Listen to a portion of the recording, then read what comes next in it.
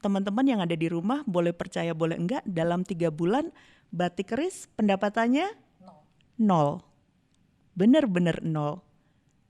Ibu boleh cerita, Bu?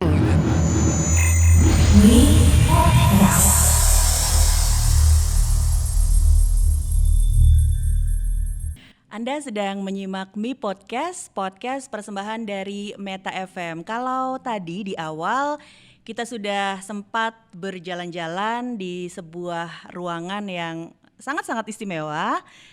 Untuk warga Solo pasti udah bisa nebak nih kira-kira sedang berada di mana. Tapi kalau teman-teman yang berada di luar kota merasa terpukau, wow ini di mana gitu ya.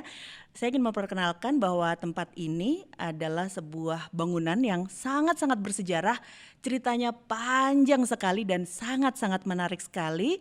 Dan bangunan ini dimiliki oleh sebuah perusahaan batik yang pastinya untuk orang Indonesia maupun turis-turis misalnya sedang berkunjung, batik apa yang paling terkenal di Indonesia? Udah pasti top of mind-nya adalah batik keris. Dan kali ini di Hari Batik Nasional 2021 saya merasa sangat terhormat sekali karena bisa berjumpa dengan pemilik dari batik keris, Ibu Lina Cokro Saputro. Ibu Lina, terima kasih sekali sudah menyempatkan waktunya. Terima kasih. Sama-sama. Iya, luar biasa. Saya nih sudah beberapa kali ya bekerja sama dengan batik keris sebagai host. Jadi selama bertahun-tahun mendengarkan cerita ibu, mendengarkan cerita bagaimana sejarahnya batik keris tuh sangat-sangat terkesima, sangat-sangat terpukau bagaimana sebuah perusahaan yang awalnya adalah perusahaan keluarga bisa menjadi sebuah brand yang kokoh, yang luar biasa hingga sekarang. Kalau boleh tahu nih Ibu Lina, tahun ini batik keris usianya udah berapa berarti? Kalau diurutkan dari generasi yang pertama itu dimulai 1920 dari ibu orang tua dari bapak mertua saya ya. Pak Kasom Cokro Saputro itu diurutkan dari keluarga orang tuanya yang dimulai 1920 sekitar tahun-tahun itu. Berarti sekitar 1 abad. Sudah 1 abad. Sudah 1 abad. Berawal dari rumah, batik rumahan. Dan ketika Bapak Kasum Cokro Saputro diserahi usaha ini, waktu itu juga dalam situasi yang kurang baik juga ya Bu kayaknya. Ya waktu itu saya kurang tahu persis, tapi tangan kedua dari batik keris itu memang pendirinya. Secara nama batik keris itu adalah orang tua mertua saya, dari Bapak Kasom Cokro Saputro dan Ibu Getini. Itu jadi mendirikan secara PT Batik Keris itu di tahun kira-kira dinamakan menjadi PT itu 1970-an ya.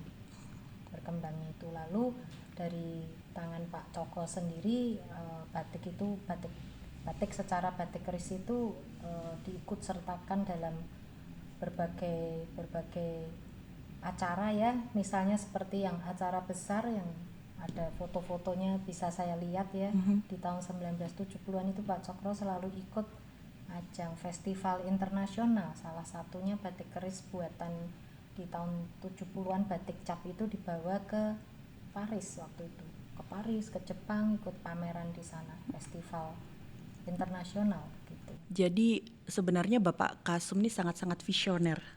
Ya, beliau sangat-sangat visioner karena kalau mungkin kita baca ya di tahun 70-an itu justru banyak rumah batik atau perusahaan batik yang gulung tikar karena mesin-mesin modern mulai masuk gitu. Nah, kalau Ibu Lina mengikuti perjalanan batik keris selama ini ya, ketika tahun 70-an, kemudian 80-an, sebenarnya apa sih Bu rahasianya hingga batik keris ini bisa bertahan sampai sekarang?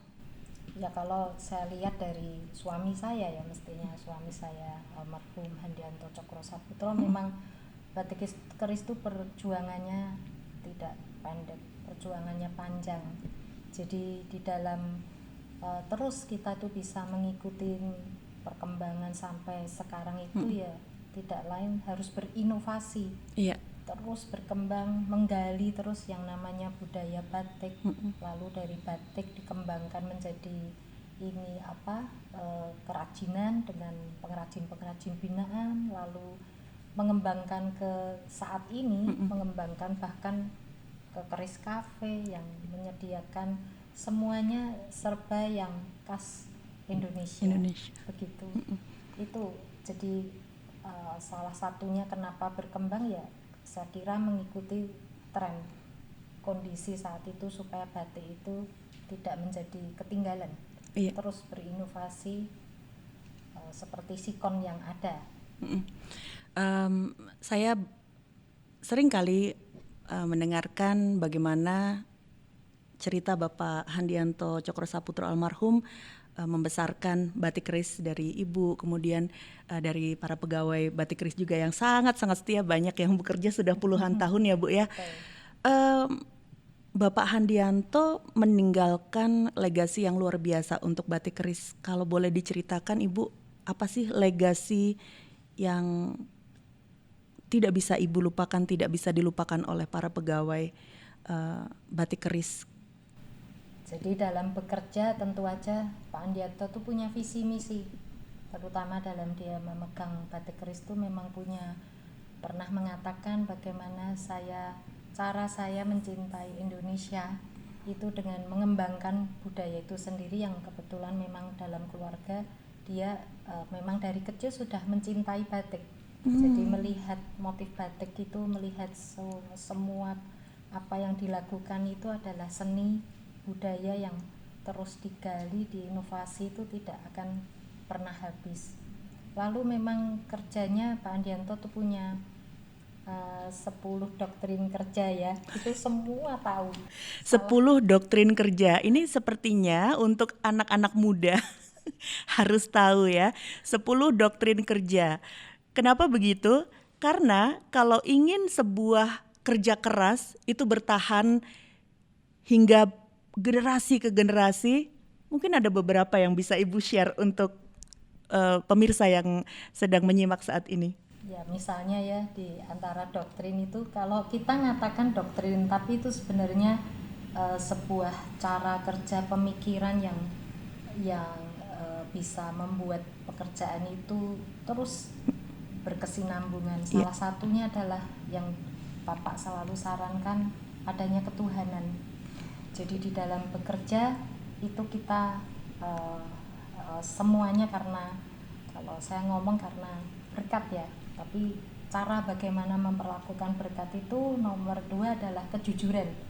Dia butuh orang-orang yang ada bersama di dalam bekerja itu kejujuran. Jujur itu nomor 1. Bahkan Bapak pernah ngomong, pinter pun kalau tidak jujur itu membuat perusahaan tidak bisa berjalan baik. Tapi kejujuran, orang yang jujur dididik bisa, karena memang Pak Handianto tuh visi misinya sepertinya menjadi pembina ya, untuk pengrajin-pengrajin juga dia pembina, tapi terhadap semua wakil staf-stafnya pasti merasakan itu bagaimana kerjanya Bapak itu tiap hari membina terus sampai orang itu nantinya bekerja dengan hati itu. Lalu yang ketiga disiplin itu keharusan, karena dengan disiplin itu saling, kita tuh kalau di dalam bekerja mempunyai anak buah, mempunyai pimpinan, mempunyai syarat kerja ya, tapi dengan disiplin kita tuh kalau patuh itu saling bekerja tuh dengan hati dan dengan kepatuhan. Lalu kedua ketekunan, itu tekun, harus tekun. Jadi pekerjaan itu terus dicari, digali, diinovasi, itu yang membuat bisa bertahan. Tidak bisa instan, harus tekun gitu ya, luar biasa. Dan ini juga akhirnya dipegang teguh juga untuk penerus batik keris dan terutama juga pegawai-pegawai. Kalau boleh tahu Bu, saat ini batik keris total pegawainya ada berapa? Kalau pegawai sendiri kan kita tuh kalau di pabrik sendiri kan terbagi-bagi. ada di bidang garment, ada di bidang ini masih batik tradisional, terus pertokoan, terus terbagi divisi-divisi sendiri, divisi pertokoan, divisi pabrik, divisi stokis, divisi penjahit, ya kira-kira sekitar 1.500-an ya. 1.500 pekerja, kemudian seperti yang kita tahu bahwa hampir 2 tahun ini kita berada dalam situasi, terutama untuk para pebisnis ya, bagi kami yang bekerja secara sendiri, dalam artian tidak membawahi banyak orang, itu sudah cukup pusing.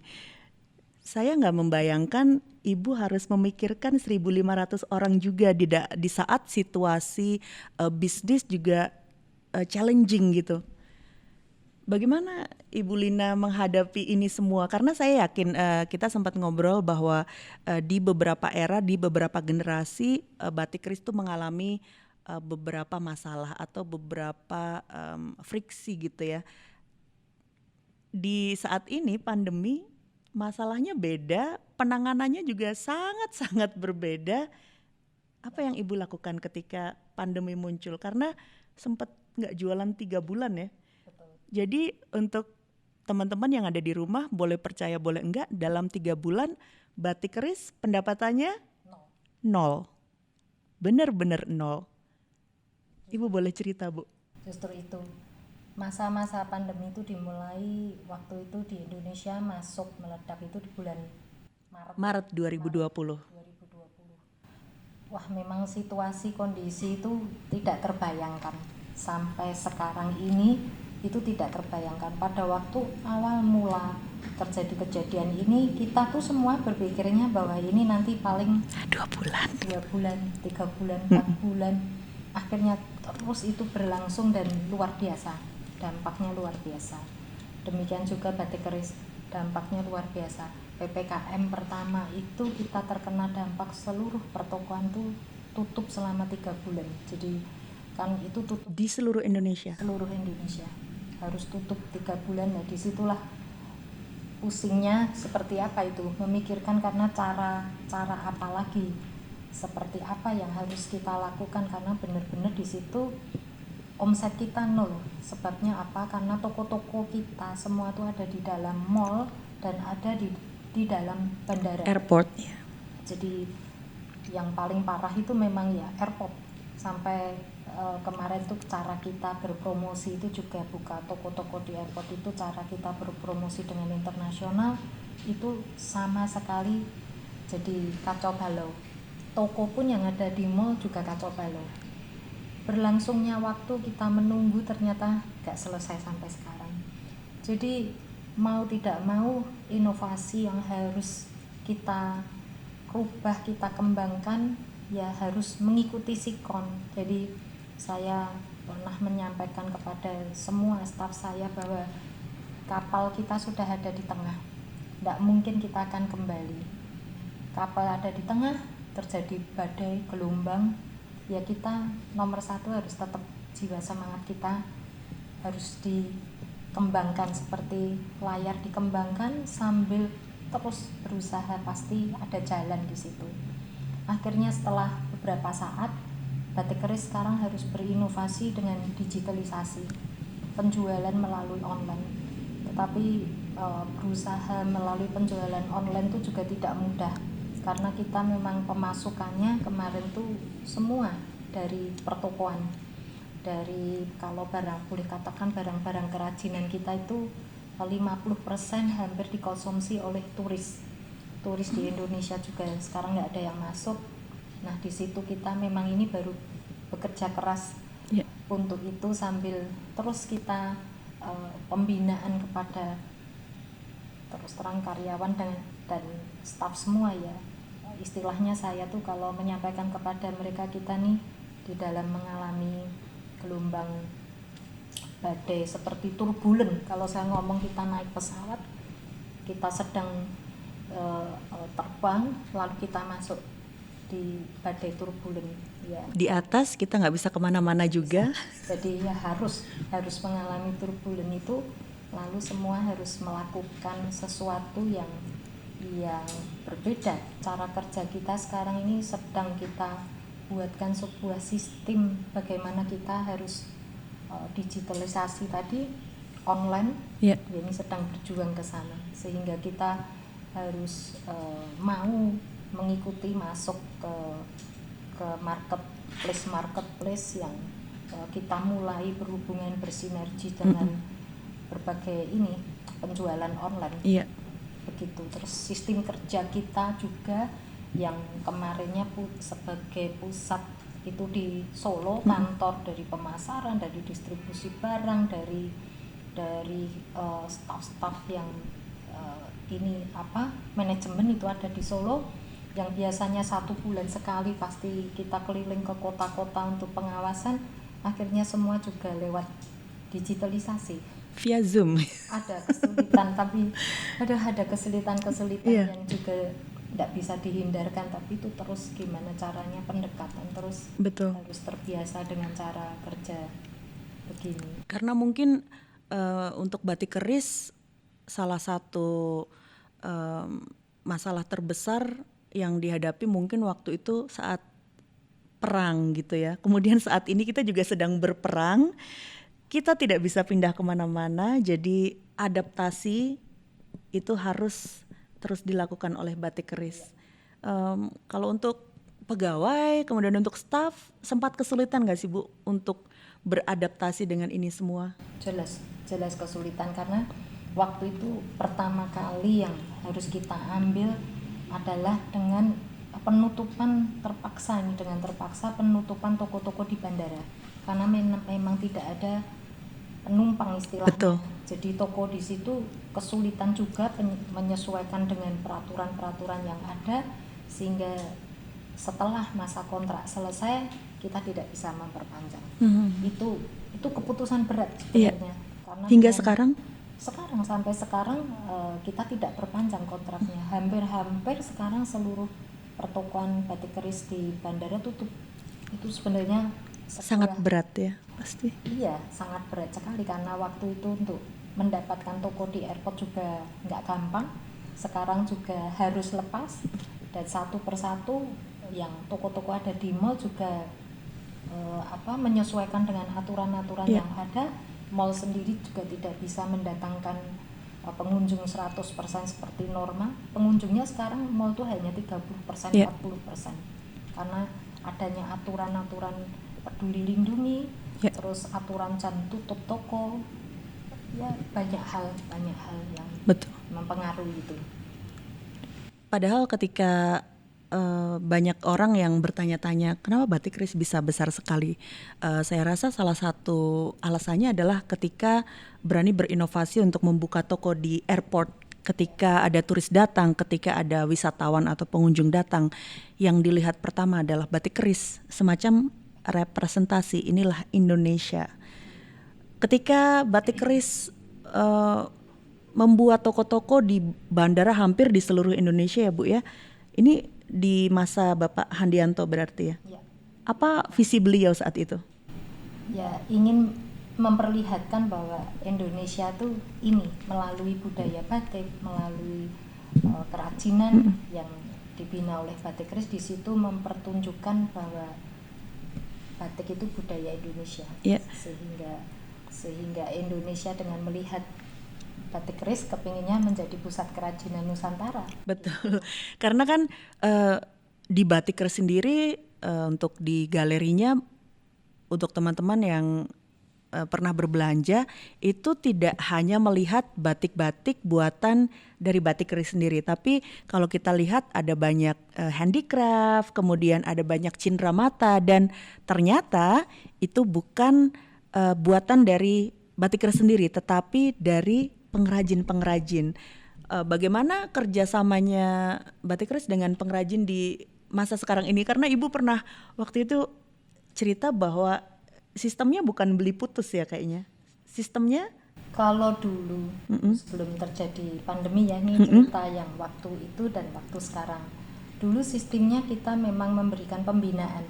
Jadi kita mencari pengrajin-pengrajin di daerah-daerah yang bertalenta. Jadi kita menurunkan staf-staf kita untuk pergi ke daerah-daerah, desa-desa itu mencari, oh ini ada talentanya membuat tas, ini ada talentanya membuat topeng. Nah di situ kita menjalin hubungan, lalu di samping menjalin hubungan kita memberikan order pesanan dari batik keris. Melalui order itu apa yang diinginkan oleh batik keris kita memberikan sebuah desain, kita memberikan desain dan warna dan kualitas. Jadi di samping order kita pembinaan sehingga supaya hasilnya itu memenuhi kualitas yang dipakai oleh batik keris. Setelah mereka jadi, nanti mereka membawa barang itu ke batik keris, lalu kita ada sistem QC, quality control. Nanti kalau sudah masuk kita beli putus. Ekonomi pengrajin pada waktu itu juga bisa berjalan. Kalau kita hanya merupakan titipan, wong itu order dari kita. Lalu kalau nanti di QC ada yang misalnya jelek, itu nanti diperbaiki, lalu dikembalikan lagi ke batik keris. Lah masa seperti ini fokus saya sampai kacau. Pembinaan barangnya sendiri juga sangat ini, penjualan tuh kerajinan ini tinggal 10% kali. Karena tidak adanya turis. Lah jadi kita membuat ini baru berusaha, memang beberapa waktu setelah masa ini kita harus penjualan online. Saya membuat sesuatu yang baru yang khusus untuk kerajinan ini, keris galeri online. Jadi penjualan melalui online. Lalu gedung ini sendiri walaupun secara sederhana, tamu-tamu yang masuk ke gedung galeri ini boleh menikmati dengan syarat membeli salah satu produk dari pengrajin. Entah itu terserah mau beli harga berapa, tapi istilahnya di heritage ini mempersilahkan untuk bisa masuknya dengan karcisnya, hanya membeli kerajinan. Jadi di sini jadi display untuk pengrajin binaan. Iya, nah sekarang kita ngomongin soal bangunan ini, bangunan yang ceritanya sangat-sangat luar biasa. Beberapa tahun yang lalu gedung ini nuansanya tuh gelap, kemudian kelelawarnya banyak sekali. Dan di tahun lalu tiba-tiba berubah menjadi sebuah bangunan yang sangat-sangat megah. Bangunan yang awalnya namanya Omah Lowo sekarang menjadi Rumah Heritage Batik Keris. Dan ternyata bukan secara kebetulan batik keris memiliki bangunan ini. Karena ternyata ceritanya atau sejarahnya itu memiliki benang merah yang sangat-sangat luar biasa. Ibu Lina, bagaimana awal-awal mula ketika batik keris memutuskan untuk mari kita restorasi Omah Lowo ini? Ya, kalau bangunan ini sendiri saya sedikit banyaknya mendapatkan cerita dari ibu mertua saya, karena memang rumah ini itu ada benang merahnya milik dari opa ibu mertua saya. Jadi pada waktu tahun 1920-an bahkan ibu mertua saya pernah tinggal di sini bersama ibunya dan opanya. Tetapi setelah itu ceritanya bagaimana saya kurang tahu persis. Akhirnya tempat ini yang saya tahu setelah saya menikah dengan Pak Andianto, itu rumah ini sudah menjadi Omah Lowo. Omah yang begitu gelap, begitu ya seperti tadi disampaikan, gelap terus menjadi rumah ribuan kelelawar ya. Nah di masa-masa itu di tahun berapa ya, pada waktu itu mertua saya masih ada, itu sudah punya keinginan untuk membeli kembali rumah ini, karena rumah ini sudah berpindah tangan ke orang lain. Ceritanya bagaimana saya kurang paham. Tetapi sudah diusahakan beberapa waktu, memang sulit karena rumah ini dimiliki oleh beberapa, mungkin dari sebuah keluarga, beberapa keluarga begitu ya. Akhirnya dengan waktu itu dengan berbagai cara nggak bisa, sampai memang ibu mertua saya terus sampai meninggal. Lah hal itu kenapa bisa berlanjut kepada keinginan dari suami saya Pak Andianto untuk melanjutkan, sebenarnya karena tahu rumah ini benang merahnya kuat, ini memang mirip daripada istilahnya eyang-eyangnya Pak Andianto. Maka setelah berusaha waktu itu 2016 berhasil dimiliki kembali. Tapi memang waktu dimiliki kembali itu memang sudah tahu gedung A ini tidak ada IMB-nya.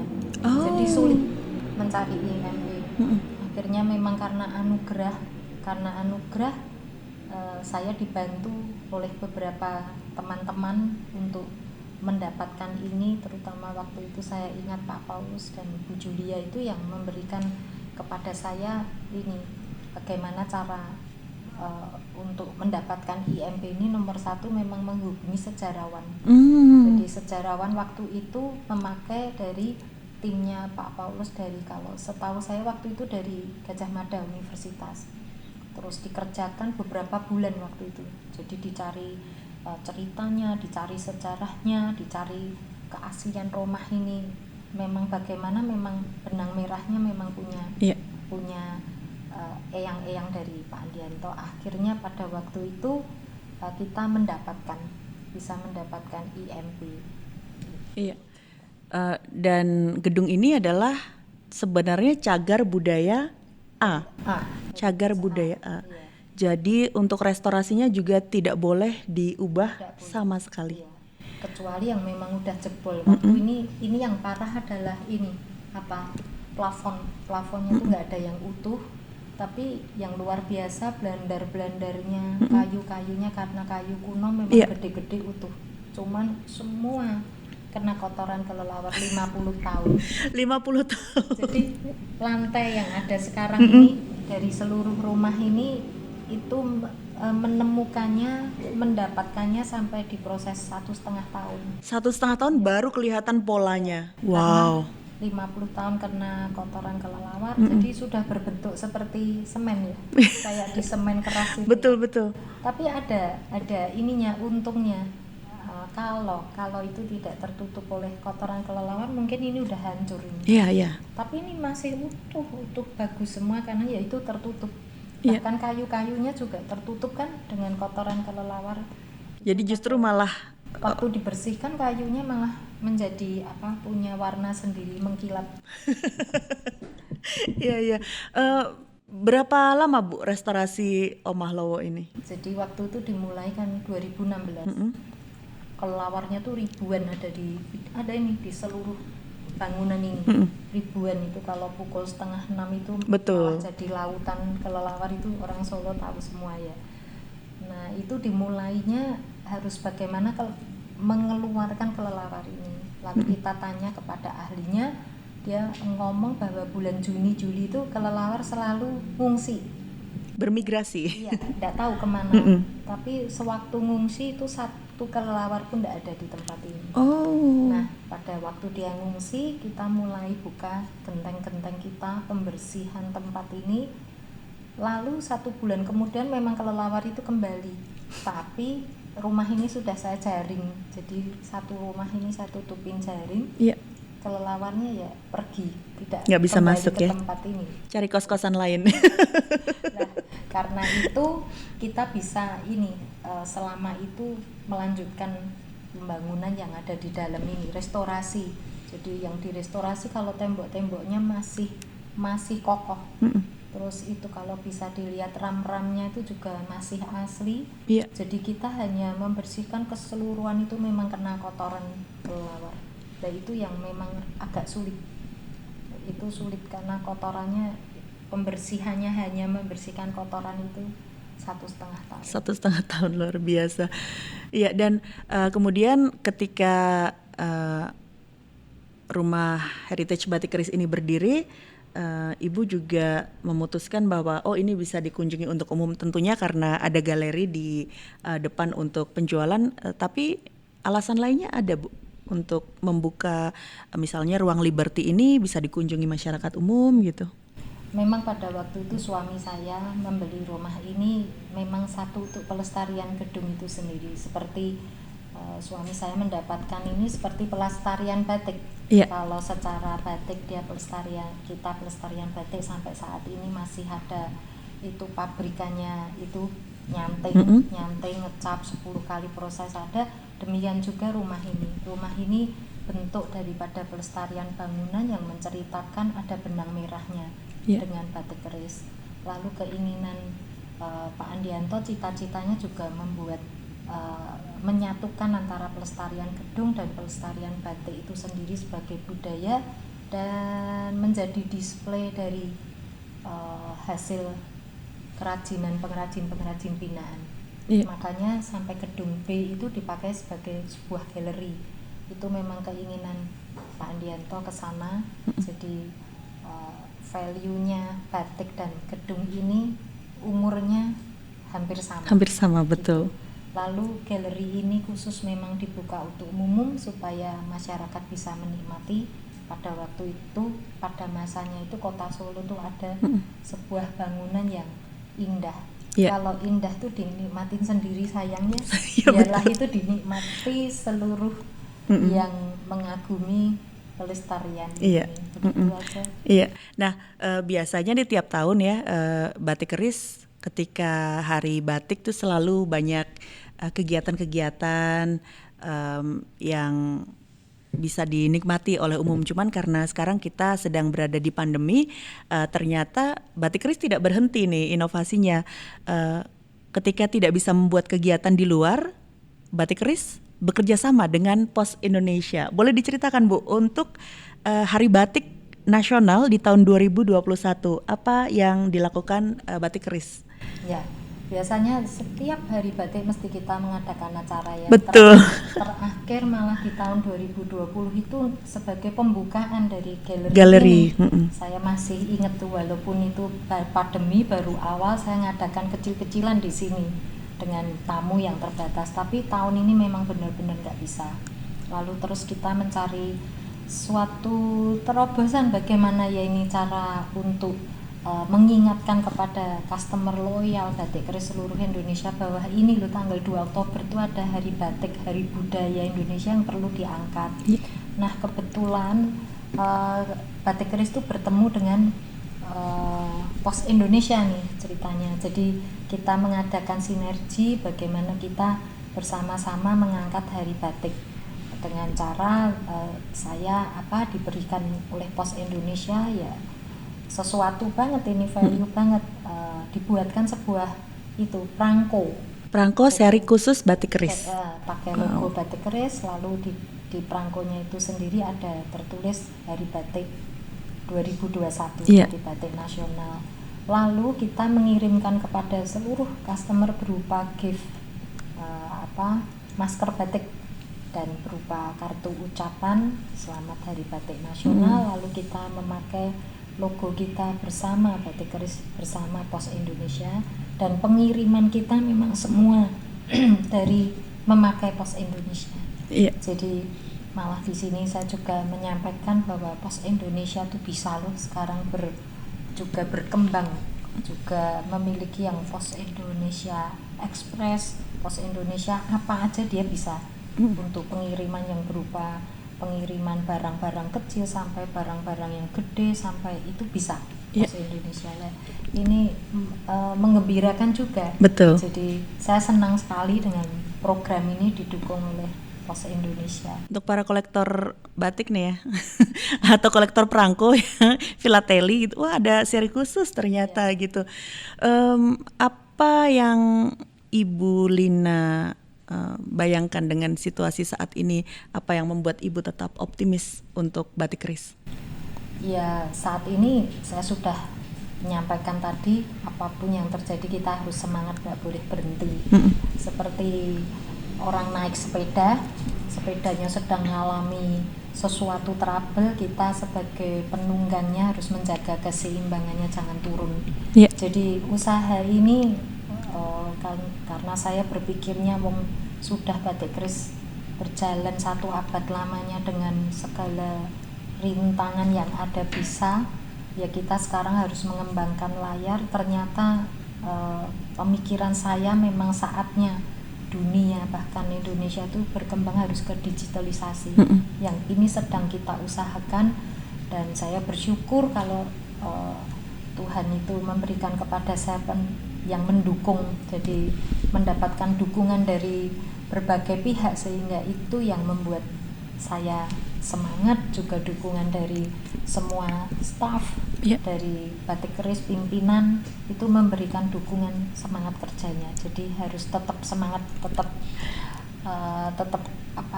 berinovasi, mengembangkan layar itu tadi. Betul, karena tadi Bu Lina cerita bahwa ternyata excitement dari negara-negara lain pada batik Indonesia tuh justru juga lebih meningkat di masa pandemi ini ya. Tentunya kita harapkan bahwa tak lama lagi kita bisa memperkenalkan atau bisa mempromosikan batik-batik tersebut bukan hanya di Indonesia, namun juga bisa segera keluar negeri gitu jika situasi sudah cukup baik. Nah, Ibu, untuk mengakhiri podcast pada hari ini, sebenarnya kalau boleh cerita, tadi Pak Handianto sudah menceritakan 10 doktrin atau boleh kita bilang etos kerja beliau yang diturunkan ke pegawai-pegawainya. Kalau Ibu Lina sendiri, prinsip hidup yang Ibu pegang hingga sekarang, boleh nggak Bu di-share apa yang membuat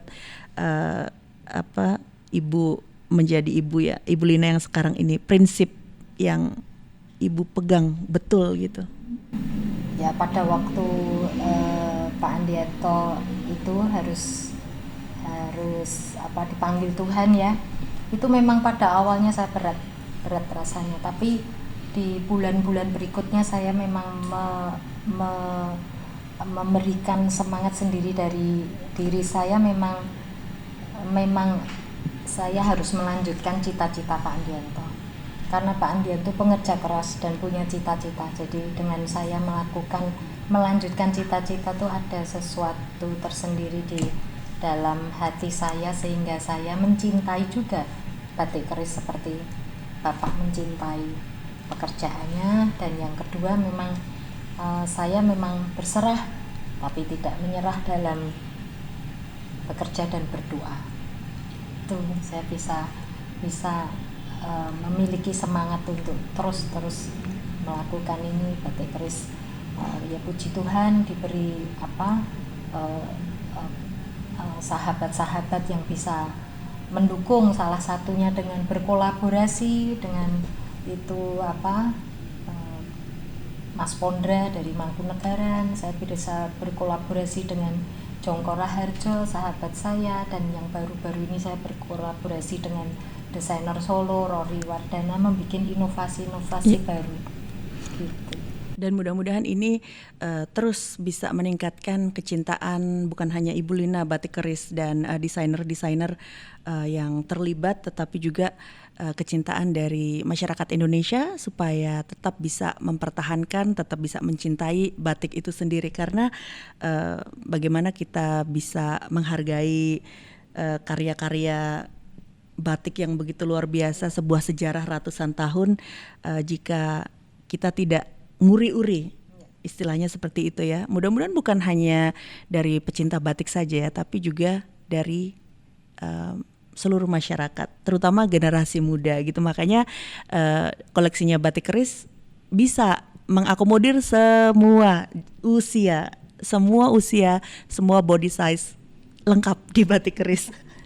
Iya, Ibu Lina, terima kasih sekali untuk bincang-bincangnya di Hari Batik Nasional 2021 spesial bersama dengan Batik Keris dan Ibu Lina Cokro Saputro selaku pemilik dari Batik Keris. Selalu semangat, sukses terus. Mudah-mudahan kita bisa bertemu di kegiatan-kegiatan Batik Keris yang lain. Baik, terima kasih sekali Ibu, dan untuk Metamiarsa, jangan lupa saksikan Mi Podcast di platform YouTube, kemudian di Spotify, dan kita akan berjumpa lagi bersama dengan tamu-tamu inspiratif lainnya. Sampai jumpa.